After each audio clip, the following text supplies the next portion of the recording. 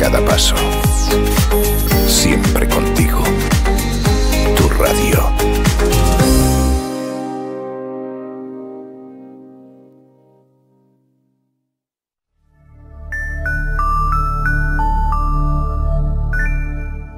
Amables oyentes, desde la hermosa ciudad de Barranquilla, emite su señal vía internet CE Radio 57, emisora cultural para Colombia y el mundo.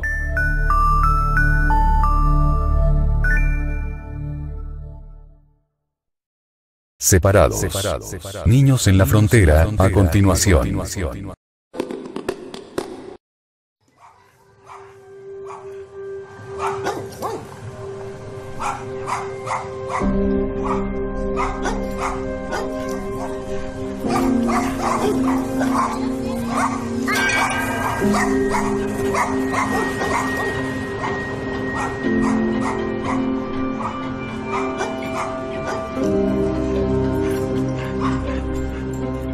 La frontera se extiende a lo largo de más de 3.000 kilómetros.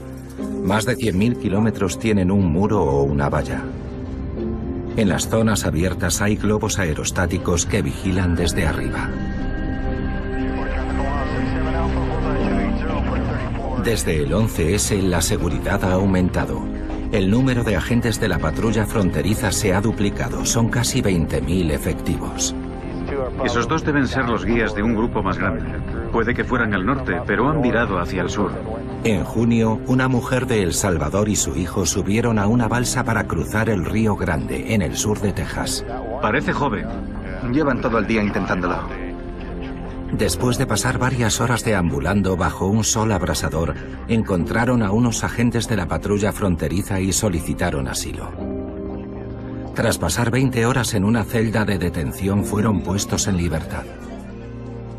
Conocí a Marisa Amaya y a su hijo Wilfredo en este refugio de McAllen, Texas. ¿De dónde viene? De El Salvador. De Salvador. Llegaron en un momento en el que muchas familias estaban siendo separadas. Cuéntanos tu historia, ¿por qué has venido en este momento? Pues porque hace 4 años mataron a un hermano mío, los delincuentes, y pues ahora andan buscándome a mí y a mi hijo para matarnos. Nos amenazaban diariamente siempre iban a mi trabajo a buscarme, a decirme de que me iba a pasar lo mismo que mi hermano. Cuando viniste, ¿eras consciente de que corrías el riesgo de que te separaran de tu hijo? No. Conocí a Marisa el mismo día que el presidente Trump emitió una orden ejecutiva para poner fin a la separación de las familias. Se les permitía estar juntos mientras estudiaban sus solicitudes de asilo. ¿Y qué es eso? ¿Es incómodo? Sí, mucho. La verdad me duele. Mientras tanto, lleva un brazalete en el tobillo para que el gobierno siga sus movimientos. ¿Y ahora tienes miedo estando aquí? ¿Tienes miedo ahora? Sí. Pues porque no quiero que me regresen a mi país.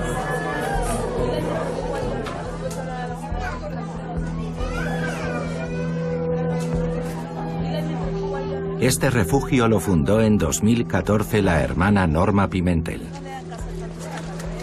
Le pregunté sobre el impacto de la política de separación de Trump en las familias que han estado en su refugio. Están preocupados, están intranquilos. Me dicen, hermana, ¿qué va a pasar con mis hijos? Han visto cómo a otros padres les quitaban a sus hijos y por eso rezan. Por favor, mi hijo no. Señor, que no se lleven a mi hijo. El presidente dice que las personas que están entrando pueden ser delincuentes, mala gente. ¿Es esa su experiencia?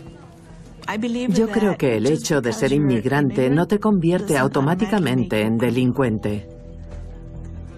Los inmigrantes deben ser tratados como inmigrantes. Son familias que huyen de la violencia, necesitan protección y debemos comprender por qué están aquí.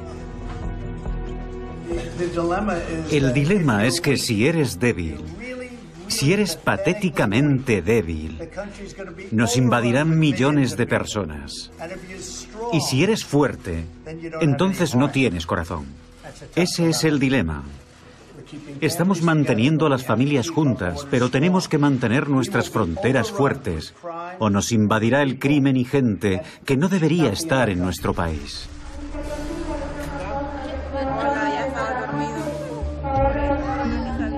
Marisa y Wilfredo estuvieron esperando un autobús que los llevaría a Virginia para reunirse con su hermano en un viaje de 2 días. En el informativo de la tarde se emitía la firma de la orden ejecutiva de Trump. Esto está pasando desde hace 60 años, y nadie ha tenido el valor político de ocuparse de ello, pero nosotros vamos a hacerlo. Así que vamos a mantener juntas a las familias, pero seguirá habiendo tolerancia cero con quienes entren en nuestro país de forma ilegal. Aunque a Marisa y a Wilfredo todavía pueden negarles el asilo político, siguen juntos. Pero a más de 2000 familias no se les permitió.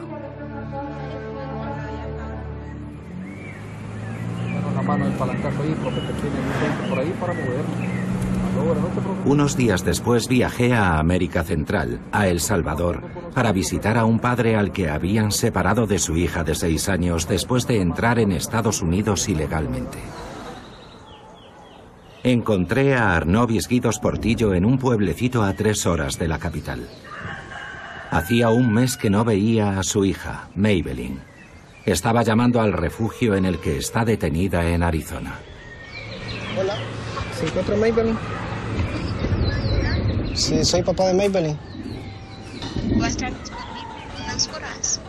Ah, ok. ¿Qué te gustaría decirle? Primeramente que me perdone por verme separado de ella, aunque no fue de mi gusto que los hayamos separados, pero que cuando mi hija me pregunte, papi, ¿por qué te fuiste de mí? O cuando me pregunte, papi, ¿por qué te viniste vos primero y me dejaste sufriendo allá? Entonces, no sé qué voy a responder. Sí, Arnobis me enseñó su casa de una habitación. Esta es casa de Maybelline, aquí era donde dormía. Era su vestido favorito. Su ropa. También hay sus juguetes, ¿no? No habían grandes juguetes, pero era todo lo que tenía para jugar. Entonces ella tenía una imaginación muy grande. ¿Tienes fotos de ella? Sí, tengo fotos de mi hija. Aquí están las fotos de mi hija.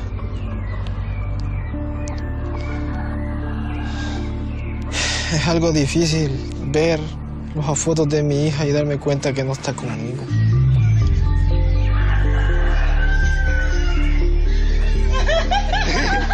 ¿Cómo está, mi amor?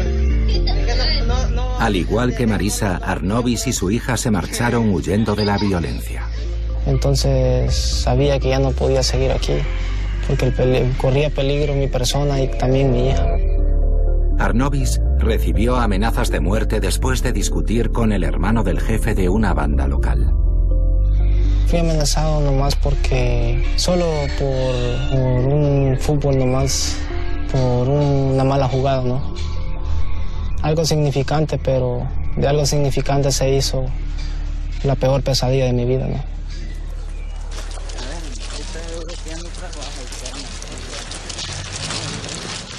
El viaje al norte puede ser realmente duro. Personas de origen humilde recorren muchos kilómetros a pie. Es muy arriesgado venir aquí. Para los migrantes viajar no es nada seguro. Puedes ser víctima de crímenes horribles, te pueden secuestrar, violar e incluso asesinar. Su primer objetivo es llegar a México. Y luego La Bestia, un tren de mercancías que ha llevado a cientos de miles de inmigrantes hasta la frontera de Estados Unidos. Simplemente subir es todo un desafío. Sonia Nazario ha viajado en el tren. Muchos centroamericanos cruzan México ilegalmente, así que no pueden ir a la estación, se suben al tren en marcha.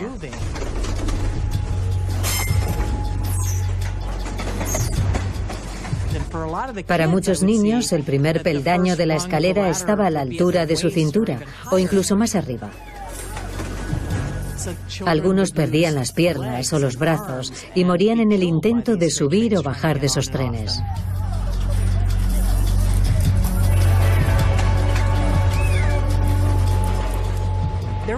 Hubo momentos preciosos, como por ejemplo escuchar a todos cantar para mantenerse despiertos o ver una nube de millones de luciérnagas. Eran momentos místicos.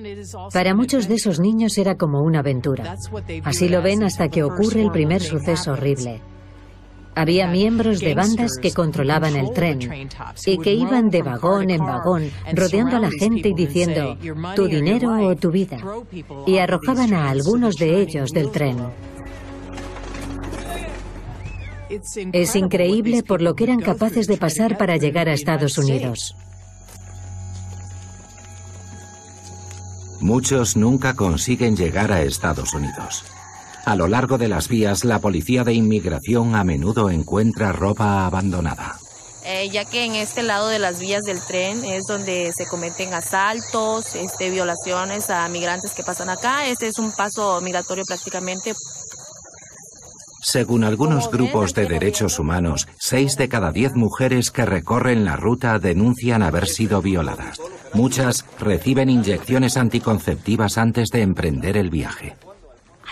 Me sorprendió la cantidad de personas que encontré atravesando México para llegar a Estados Unidos que habían tenido que enfrentarse a algún tipo de violencia, secuestro o extorsión. Los que logran llegar son personas valientes que tienen una gran capacidad de resistencia y una fuerza física tremenda. Arnobis y Maybelline evitaron la bestia. Arnobis pagó a un contrabandista o coyote para que les ayudara. Dice que el peor momento fue cuando su coyote los metió en un remolque. Entonces íbamos muy apretados unos encima de otros, iba sufriendo mucho. Ahí empezó una desesperación porque hay muchos casos que las personas se mueren adentro y todo. Cuenta que pasaron 52 horas hacinados dentro del camión, con solo una manzana y una galleta salada, y sin poder ir al baño. Cuando llegaron a la frontera estadounidense estaban eufóricos. Fue el 26 de mayo de 2018. Antes de cruzar el Río Grande, se hicieron una foto. Después esperaban reunirse con el hermano de Arnobis en Kansas. ¿Sabías que os podían separar cuando cruzarais la frontera? No sabía nada de eso. Si eso hubiera sabido, nunca. No me hubiera ido. Arnobis y Maybelline se entregaron a una patrulla fronteriza y los trasladaron al centro de procesamiento de McAllen, Texas. Pero a las 24 horas de llegar, los separaron. Entonces me dijeron que ella iba a ser llevada a otro lugar y que yo no iba a poder viajar con ella porque en el autobús ya no había un espacio para mí. No sucedió, me doy cuenta que fue una mentira, solo por separarme de ella.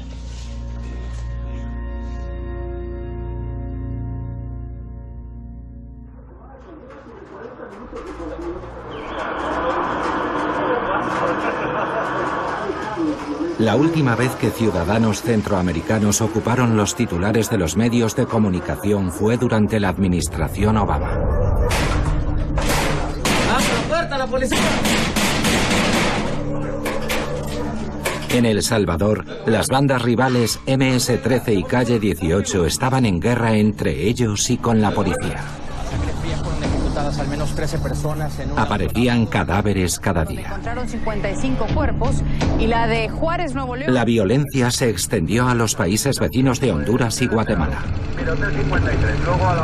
Durante la primera legislatura de Obama huían de la violencia muchos jóvenes que viajaban sin sus padres. Su número aumentaba sin cesar. El gobierno publica cifras alarmantes sobre la crisis en nuestra frontera. Más tarde, en 2014, hubo un aumento sin precedentes de familias y menores. La patrulla fronteriza asegura que desde octubre se ha detenido a más de 55.000 niños no acompañados. A los funcionarios estadounidenses los cogió totalmente por sorpresa. La gente de Centroamérica, niños no acompañados y adultos con niños, suele venir en primavera. En esa época se produce un incremento que tiende a descender en los meses más calurosos. Menores no acompañados procedentes de Centroamérica. 2014 fue una excepción en cuanto al incremento habitual que esperábamos. Y digo esperábamos porque yo trabajaba en la administración. El número de niños no acompañados se disparó espectacularmente. El menor de edad que venga sin mamá o sin papá, se levante las manos. Unaccompanied juvies, by themselves. The violence over there. Dice que debido a la violencia que hay allí no pueden ir al colegio, por eso vienen. Parece que a Estados Unidos le cogió por sorpresa todos esos factores que se daban en Centroamérica y que provocaban que llegaran muchos más niños. Si tu casa se quema, tendrás que encontrar la forma de escapar. Y aquellos niños buscaban una forma de escapar. Cuando tomé posesión del cargo, me comprometí a solucionar. El presidente Obama pidió ayuda a Amy Pope para coordinar la respuesta de la Casa Blanca. La Oficina de Aduanas y Protección Fronteriza nos notificó que estaba aumentando el número de niños que cruzaban la frontera. Había una diferencia significativa con lo que habíamos visto en el pasado.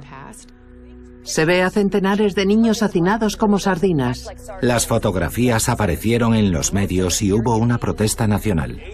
El 80% de los niños tenía un suministro inadecuado. Eran imágenes contundentes. Costaba creer que eso pasara en nuestra frontera. Una oleada de niños extranjeros no acompañados está entrando. Y reforzaron la percepción de que estábamos sufriendo una avalancha.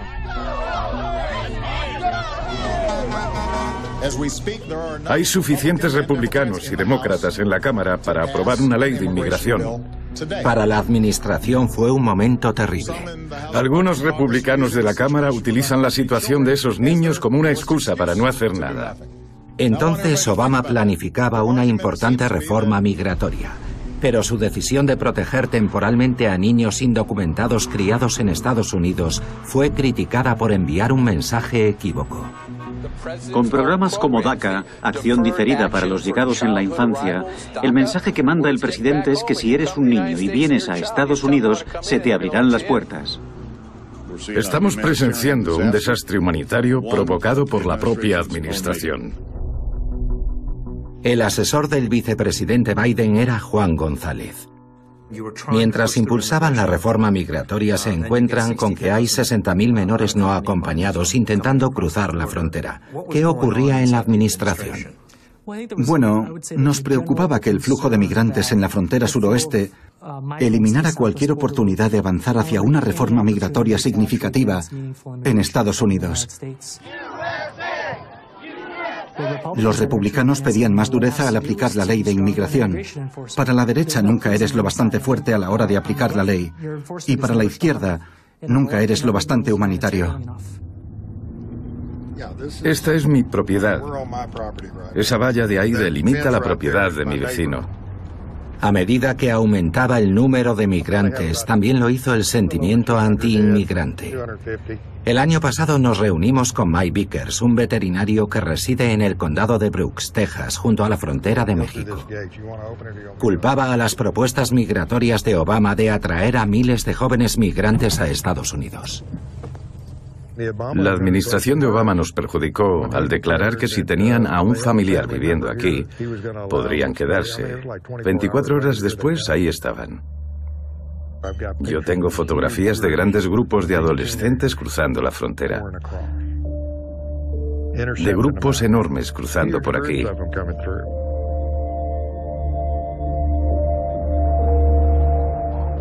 Para evitar que los inmigrantes vinieran a esta zona, Vickers instaló una valla eléctrica. Hay dos cables en la parte superior, uno en el interior y otro en el exterior. Tienen una potencia de 220 voltios, pero se ha reducido para que no mate a nadie. Si alguien la toca, se lo pensará dos veces antes de intentar saltar la valla. Así que cavan o hacen agujeros por debajo. Aquí estamos constantemente tapando todos esos agujeros o parcheando las partes que ellos cortan. Vickers dirige una milicia que ayuda a la patrulla fronteriza a localizar a migrantes indocumentados. Este es otro cadáver. Vemos muchos. Nos mostró fotografías de gran tamaño de migrantes muertos en su rancho, personas que fallecieron por deshidratación o por hipotermia. A lo largo de la frontera han encontrado 7.000 migrantes muertos desde el año 2000. Esta joven está junto a un agujero excavado a 50 metros de la puerta por la que hemos entrado. Soy blanco o negro, no soy gris. Todo aquel que entre en este país ilegalmente tendrá que enfrentarse a las consecuencias. Es así de simple. Si entran en nuestro país ilegalmente, están quebrantando la ley. Da igual si tratan de huir de la violencia o de una situación económica terrible. No me importan sus circunstancias. No podemos cuidar del mundo entero. Ok. Pásale para acá. ¿De dónde son? De Honduras. ¿De Honduras? ¿Es tu hijo? Sí, es mi hijo. Ok. Estados Unidos y las leyes internacionales permiten pedir asilo a quienes huyen de la violencia. Aquí tengo una denuncia de la DPI de Honduras. Yo estaba siendo amenazada, pues estaban sacándole dinero a uno, extorsión. Si no paga lo que le piden, lo matan. Defensores de la inmigración instaron al presidente Obama a ser más compasivo. ¿Es tu hija? Sí. Estamos hablando de 60.000 niños que fueron detenidos por la policía fronteriza. Esos niños llenarían un gran estadio de fútbol en este país. Yo creo que podemos asumir ese nivel de compasión. La Casa Blanca dio marcha atrás. La realidad es que no puedes absorber a 70.000 niños, si es que terminan siendo 70.000. La pregunta es, ¿ahí termina todo? En Centroamérica hay muchos millones de personas. Nosotros no tenemos una política de inmigración que diga, si vienes, te puedes quedar. Y si tuviéramos esa política, no está claro que la aplicáramos con los países centroamericanos y no con otros países del mundo. No está claro que lo que sucede en Centroamérica sea peor que lo que está pasando en Sudán, Siria o en cualquier otro lugar. No nos pareció factible que el pueblo estadounidense tolerara que dijéramos, has llegado, puedes quedarte. Bajo la presión de los republicanos, la administración ordenó algunas medidas duras, como el aumento del número de agentes fronterizos y deportaciones aceleradas.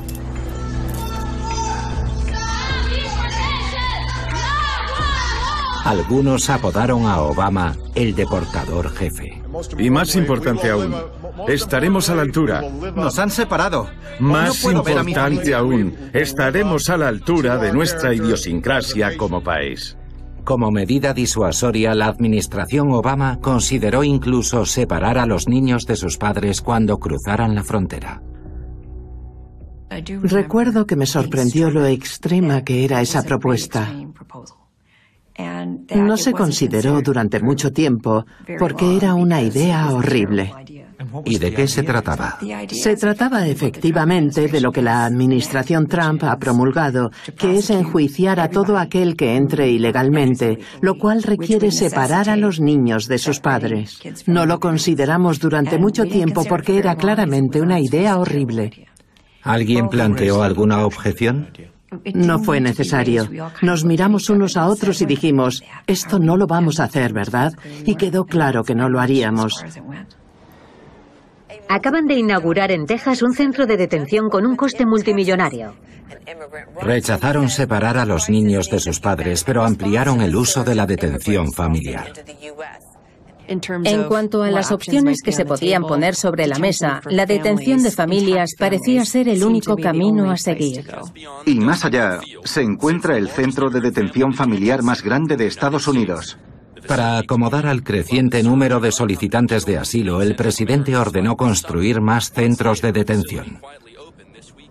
¿Qué le pareció la idea de construir una infraestructura que les permitía detener a familias con hijos? No me entusiasmaba la detención familiar, pero a fin de cuentas, para el gobierno las opciones disponibles no eran muchas. No contábamos con el procedimiento de asilo sólido necesario para esas situaciones. Las condiciones del centro de detención familiar pueden ser duras. No tiene nada de familiar. Son madres vulnerables que solicitan asilo para ellas y sus hijos. Y como respuesta, nuestro gobierno los transfiere a un centro de detención, donde algunos sufren innecesariamente y finalmente son deportados.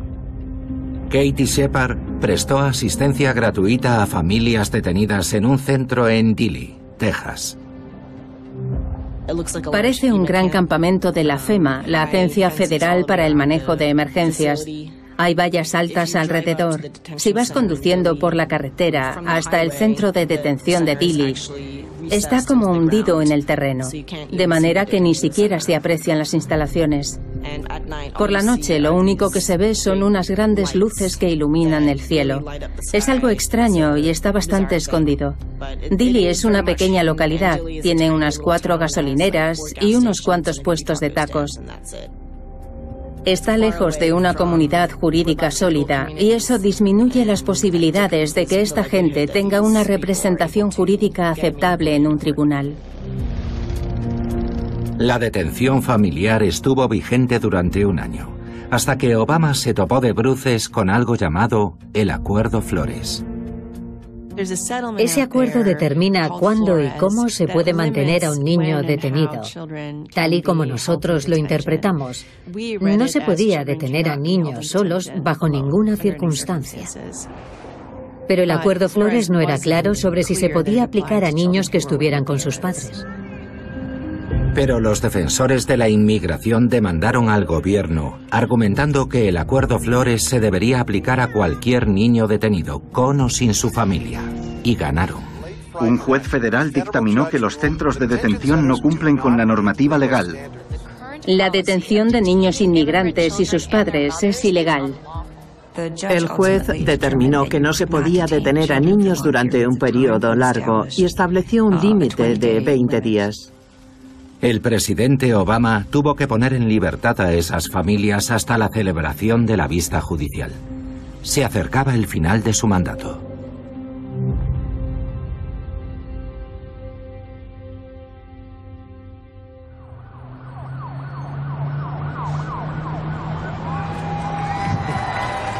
Gracias. Hoy hay un montón de personas, miles. Sois muy amables. Muchas gracias. El 16 de junio de 2015, Donald Trump anunció su candidatura a la presidencia. Traen drogas, traen delincuencia, cometen violaciones y algunos serán buenas personas. ¡Sálvenos, señor Trump! Y sembró el miedo en una frontera fuera de control. La frontera es un desastre. Llega gente sin cesar. Los inmigrantes ilegales están llegando en masa. Encontró una veta de oro electoral. Inmigrantes ilegales, con antecedentes penales, campan a sus anchas y amenazan a ciudadanos pacíficos. Y recurrió al tema una y otra vez durante la campaña. Vamos a expulsar a la gente de mala calaña. Y como presidente. Y sí, construiremos el muro. Lo vamos a construir.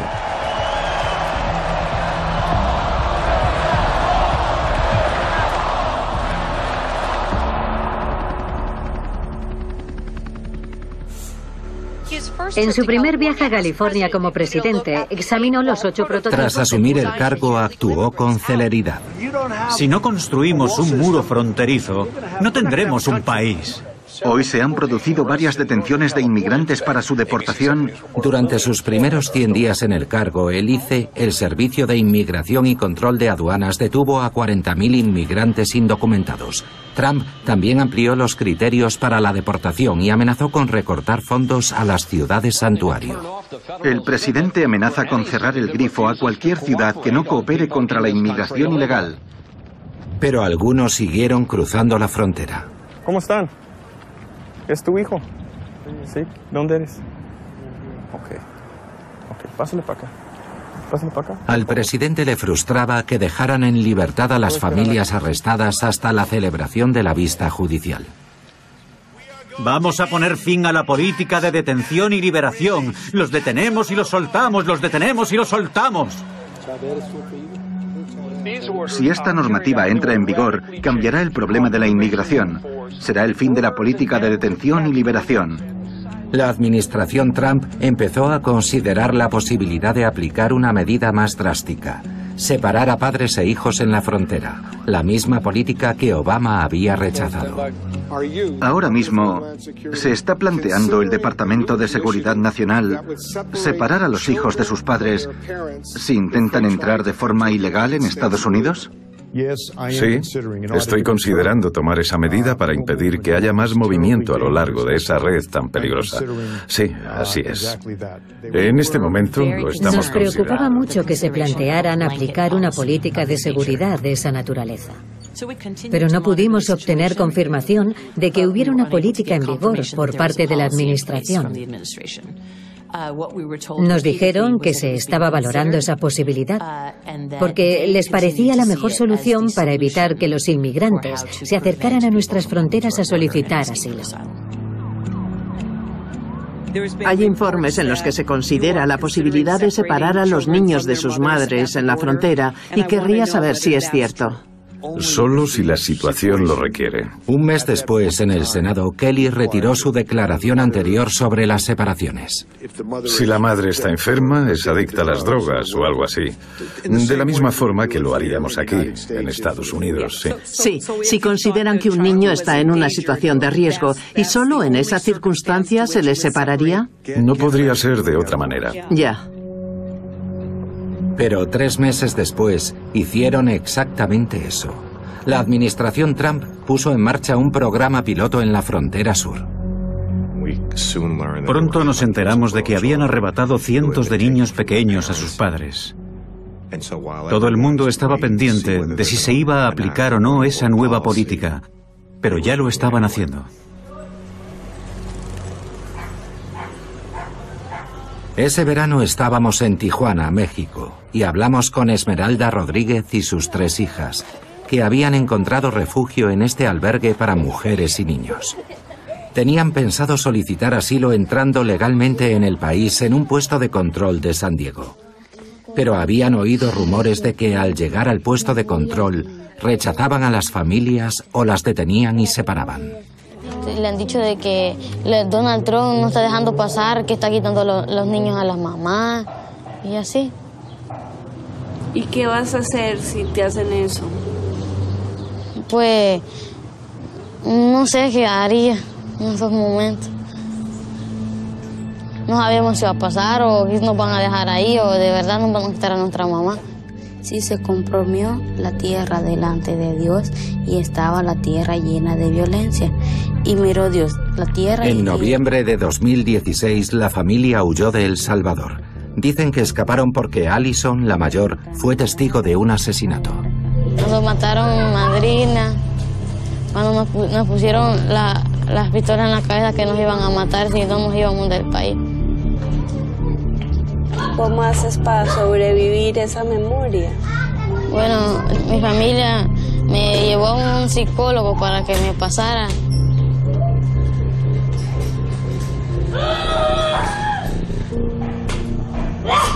¿Y sigues pensando en ese momento? Sí. En la noche me levantaba con miedo porque como soñaba que estaba de nuevo viendo a mi madrina que la estaban matando. La madre de Allison decidió que no había vuelta atrás. Porque allá no matan. No matan allá.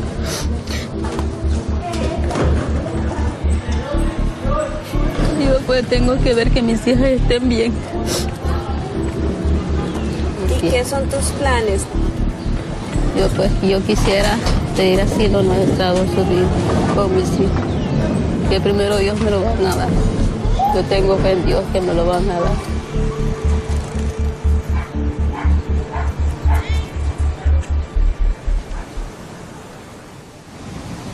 La práctica de separar a las familias de inmigrantes entró en vigor en otoño de 2017, pero la oposición fue silenciada. He establecido una política de tolerancia cero respecto a la entrada ilegal en nuestra Meses frontera. después, el fiscal general Jeff Sessions hizo explícita la política de separación en una visita a San Diego. Reconoció que el gobierno se había visto obligado a separar a los niños de sus padres mientras estos eran procesados. Quienes crucen ilegalmente la frontera con un niño serán procesados. Y el niño podrá ser separado de dicha persona, tal y como estipula la ley. ¡Fuera! Toda persona que declare en falso ¿Va a separar familias? ¿Para eso ha venido? ante un agente de inmigración. Junto a Jeff Sessions estaba el director en funciones del ICE, Tom Homan. Me sentí honrado de comparecer junto a Jeff Sessions, rodeado de héroes estadounidenses uniformados y un solo alborotador ¿Por qué? que no sabe servir a esta nación. ¿Tiene usted corazón? ¿Tiene usted alma? ¡Fuera! ¡Váyase de aquí! Para implementar estas importantes políticas, No es una política nueva. Lo que estamos diciendo es que si alguien cruza el país ilegalmente, será procesado. Ya se ha hecho antes. Lo único que cambia es la tolerancia cero. Y lo dejamos claro. Pero no hemos separado familias. Llevo 34 años aquí y siempre se ha hecho. Sí, pero se ha hecho únicamente cuando el bienestar del niño estaba en riesgo. Esta es una aplicación mucho más amplia de esa posibilidad legal. Sí, la hemos intensificado. Esta decisión de hacer cumplir la ley de una manera tan estricta tuvo como consecuencia que separaran a 2.000 o 3.000 padres de sus hijos. Eso era nuevo. ¿Cierto? La administración Trump dijo que se vieron obligados a hacerlo porque, según el Acuerdo Flores, no se podía retener a los niños más de 20 días en un centro de detención para adultos, y que se enfrentaron a una grave disyuntiva. era todo un dilema. O separar a los niños de sus padres, o dejar que los padres y los niños queden en libertad, con la esperanza de que comparezcan en los tribunales. La administración Trump ha creado esa falsa dicotomía, ese falso dilema, según el cual las dos únicas opciones son la separación o la detención familiar, y que esta última era irrealizable. Pero en realidad sí existen otras alternativas a la detención, específicamente diseñadas como opciones humanas, asequibles y efectivas. En lugar de elegir otra opción, la administración Trump decidió simplemente separar a los niños y enviarlos a albergues. Mientras los padres son procesados por entrar ilegalmente al país, estos niños están en un entorno más que confortable, en un lugar seguro y protegido, probablemente en mejores condiciones que en otros lugares de nuestras ciudades y pueblos. Jessica Bond, directora de un centro de estudios políticos con sede en Washington, aboga por una aplicación estricta de la ley en la frontera. Los contribuyentes están gastando bastante dinero en estos albergues, pero son apropiados. ¿Se ha hecho esto antes en la historia de Estados Unidos? Lo cierto es que se ha hecho cuando se sabe que el progenitor representa un riesgo para el niño. Eso es distinto. Se trata de un problema de bienestar infantil y se hace para proteger al niño. ¿Alguna vez en la historia de Estados Unidos el gobierno ha separado a los padres de sus hijos por la fuerza? En el sistema judicial se hace mucho. Sí, pero se hace por el bienestar del niño. No se me ocurre ningún otro momento que yo recuerde en que los niños hayan sido separados de padres que los cuidan. De hecho, la última vez que los niños fueron separados de una forma similar ocurrió cuando el gobierno separó a la fuerza a los niños nativos americanos de sus familias. A muchos nos resulta espantoso. ¿Qué les diría a ellos? Creo que es terrible que tengamos que hacerlo. ¿Qué efecto cree que tendrá en estos niños este trauma, todo lo que han pasado y lo que siguen pasando? Creo que es muy posible que algunos tengan secuelas duraderas. Para Jocelyn Bullocks, una chica de 15 años que cruzó a Arizona con su madre el 1 de junio, fue traumático. Las autoridades las detuvieron y las encerraron en una celda que los detenidos llaman la nevera. Nos tomaron las huellas, después nos trajeron para allá, para la hielera, allí, y de ahí nos quedamos ahí esperando para ver qué hacían. Y ahí había mucho frío. A las pocas horas las separaron. A Jocelyn la enviaron a un albergue en Texas y a su madre la retuvieron en Arizona. ¿Qué te explicaron? No me dijeron nada. Solo me dijeron que me iban a llevar para un albergue. en que nunca jamás iba a volver a ver a mi mamá. Por ello no querían separar de mi mamá, pero me separaron y yo me quedé llorando en esa hielera porque no la podía hablar.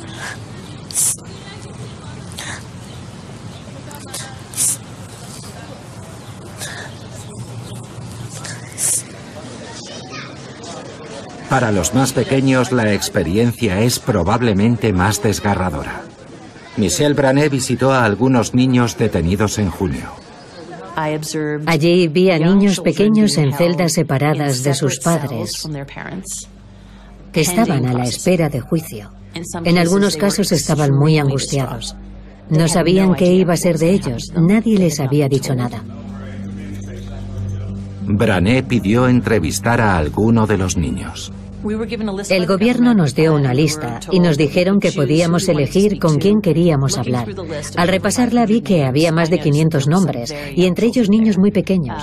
Había un niño de 2 años, varios de 1 año y un bebé que aún no había cumplido el año.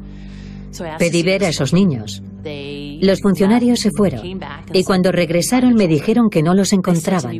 Me dijeron, gritamos sus nombres y nadie respondió, así que no sabemos dónde están. Yo les dije... Eran bebés. Claro, es evidente que no van a responder si les llaman por sus nombres. Les dije, ¿habrá algún adulto a su cargo? ¿Quién cuida a estos bebés? Y no supieron responderme. Me dijeron, no lo sabemos.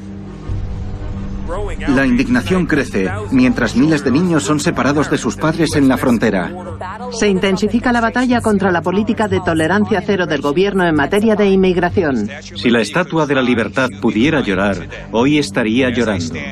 En estos momentos, nuestro gobierno ha arrebatado 2.300 niños y bebés a sus padres. Están repartidos en centros de detención de todo el país. Tanto la derecha como la izquierda se indignaron. Muchas de las críticas planteadas en los últimos días no son justas ni lógicas, y algunas son contrarias a la ley.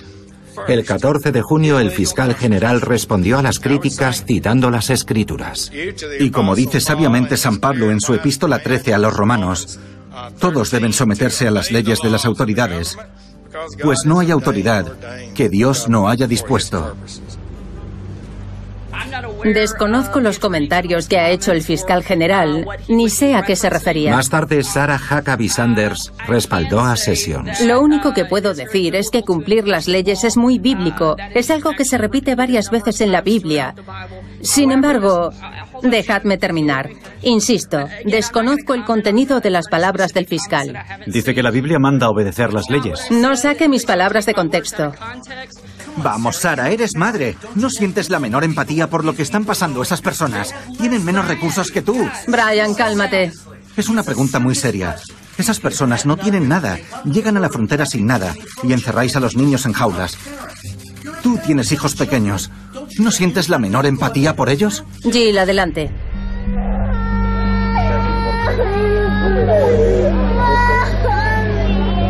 Cuatro días después, ProPublica divulgó una cinta de audio. Abrió los informativos durante días. Mi tía, por lo menos, para que después llegue. Tengo el número yo de memoria, 34. Cuando escuchó la cinta de ProPublica de los niños llorando, ¿cuál fue su reacción? No la escuché. Vamos. No escuché la cinta. No la escuché. No lo creo. He oído a muchos niños llorar en mis 34 años de servicio. ¿Me permite? Sí. Yo te lo alcanzo. Es una niña que pide llamar a su tía y se sabe el número de memoria.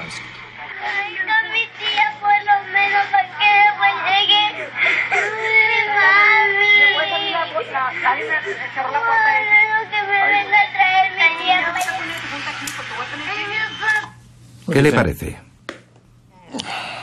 Te desgarra el corazón. ¿Y no condena esto? Mire, he visto cosas terribles.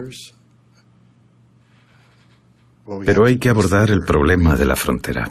¿No empatiza con ellos? Claro, soy padre. Es muy triste.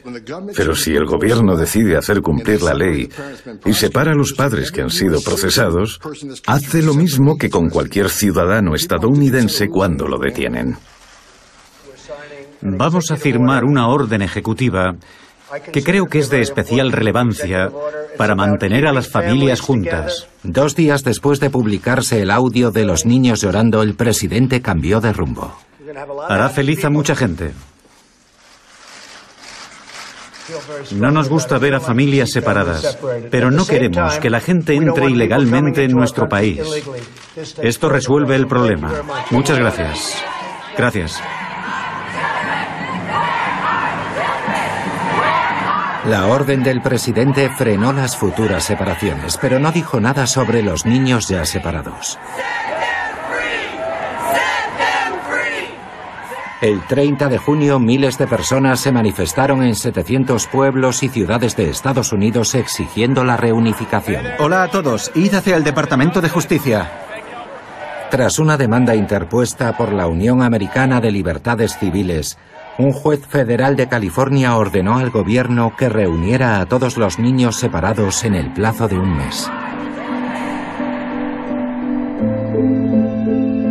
Jocelyn Bullock, de 15 años, fue liberada de un albergue para niños en Brownsville, Texas, el 30 de junio.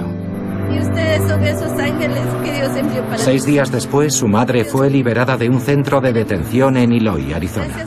Los voluntarios pagaron su fianza. Estamos conscientes de que venimos a este lugar sin ninguna invitación, pero el castigo, el pago que pagamos es muy fuerte.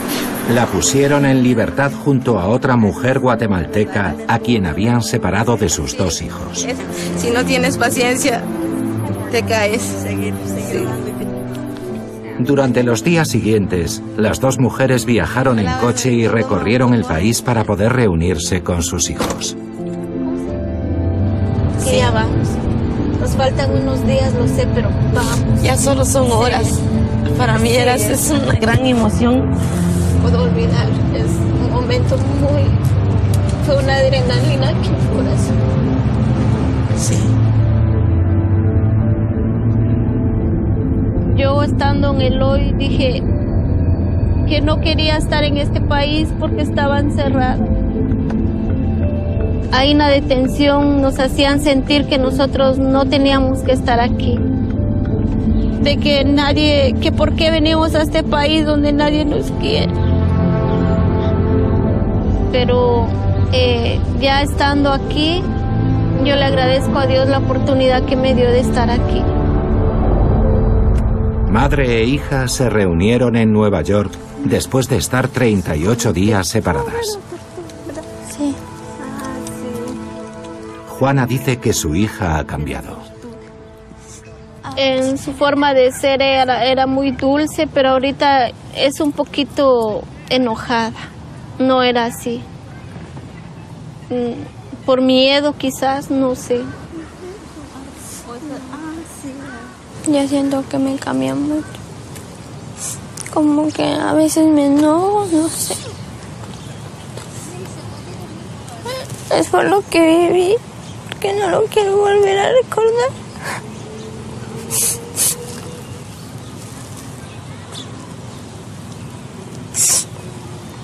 Va a ser todo diferente, ¿viste? Te amo, madre.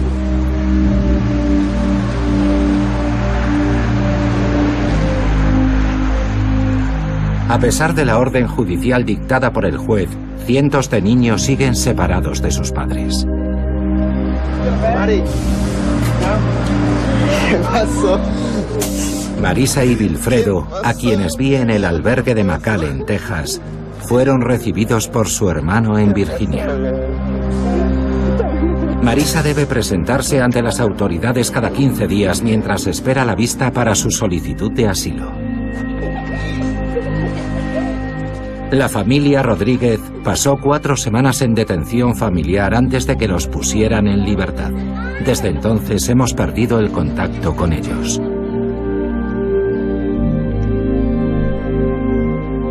A Maybelline Guidos la enviaron de vuelta a El Salvador después de 33 días en el albergue de Arizona. Su padre dice que ella también ha cambiado. Ahora se ha vuelto muy callada y llora mucho. Maybelline no quería hablar. No, ella cuando uno preguntaba solo se quedaba como retrocediendo en su memoria lo que había vivido, pero no, ella no tenía palabras para decir esto pasó, esto pasó. Pero el día antes de nuestra llegada, Maybelline comenzó a hablar por primera vez sobre sus experiencias. Me llevaron un avión que me dijeron, y mi papá le dije, ya lo va a alcanzar en el avión, me dijo. Y cuando yo llegué allá y yo le dije, y mi papá ya va a venir, me dijo, y era mentira. ¿Y no te decían dónde estaba tú? ¿No? ¿Y vos les preguntabas? Sí. ¿Y qué te decían? Que no sabía dónde estaba. ¿Te daba miedo? Sí, y me decían que si lloraban que no me iban a hacer caso. 2, 3, 4, 5, 6, 7. Ella como que si no me mira un momento dice, papi, ¿dónde está? Y cuando no estoy empieza a preguntar mi papi, ¿dónde está? Que ella quisiera estar todo el tiempo conmigo. A veces si voy con ella a la escuela, a veces me la traigo porque no quiere quedarse. Ajá, es como que ella siente que el tiempo cerca de mí como que se va a terminar, ¿no? Entonces como que tiene el temor que va a volver a pasar lo que pasó antes.